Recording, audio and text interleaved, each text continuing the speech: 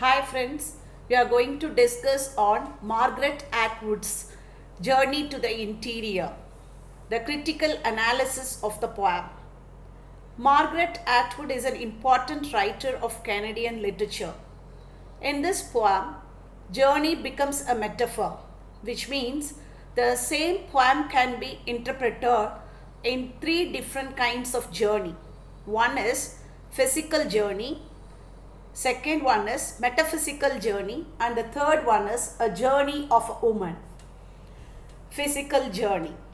Canadian landscape and climate play important role in shaping the sensibilities of Canadian poets. Canada has vast prairies, freezing winter, and fierce summer. The Canadian forest is so deep, dark, and thick, which means it is tough for anyone to travel deep into the forest since there are hills which are like walls welded together. Long stretch of prairies, which means the grassland, thick trees with branches twisted, and above all, the ground is swamp, which means the ground is so wet. The travel is not so easy here, and it seems that it is going from one point to another as given on a map. Wherever one goes, he or she may be surrounded by the intertwined branches. Here, the air is so thick with moisture. Even the light does not penetrate deep. Alternate light and darkness is seen, and you cannot reach the destination since you cannot mark the differences. There is no chart to guide you. Even the distraction of small details such as same trees, wild white mushrooms, and powering knife like creepers, or some dead animals soaked and look like fallen log. All these things give the feeling of traveling in wilderness. So the journey is not safe since some have returned and many have perished. The compass is of no use here because one cannot find direction with the help of a compass here. Even the sun movement is erratic here. If one shouts, it echoes and it seems as if he or she has called in vacant. But what should a person do after caught up in such environment?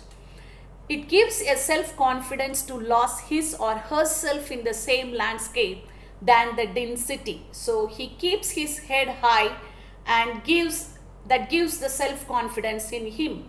This means that Canada is not a poor country as said by others, but a better country than many other country. Then the second interpretation of the poem is metaphysical journey. The word similarities implies that everything, both good and bad, seem same to the soul of human being in the beginning. Then for the soul, the travel in the path of spirituality is tough. It experiences all sorts of ups and downs, and even it may be caught up in the worldly desires like how the branches of the trees and mushrooms pull down the shoes and hurdle the journey. Like alternate light and darkness, the experience of good and bad testifies the soul. Sometimes the difference between good and bad gets erased and one may get confused with the details since the lack of reliable guidance like lack of reliable chart. The soul's journey is very dangerous because many have failed in this attempt. Only a few sages and saints have successfully made it possible. But for ordinary soul, it seems like traveling in wilderness. But after reaching the destination, that is, the abode of God, it seems to the soul that to stay there forever because no country is better than paradise. The third motive is journey of a woman. Similarities here means the force of patriarchy is same everywhere. To overcome the pangs and pains of patriarchy, women should travel a long way. This is metaphorically sensed in this poem. Attaining individuality is very tough since it goes like vast prairies. During the journey, women may caught up in all sorts of humiliations, physical assaults, suppression and oppression. Caught up in the tangles of patriarchy, she is caught up in the swamp ground. She will not get small help like the details of map or compass, or even nature like sun will not help her to show her individuality. She has to strive all alone to attain her individuality. After attaining equality on par with man in all aspects, then she is called a feminist who helps other women to come up in life. After getting the title feminist, no woman is ready to fall back into patriarchy.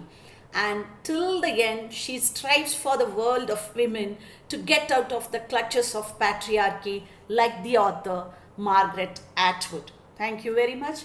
And if you like this video, please subscribe.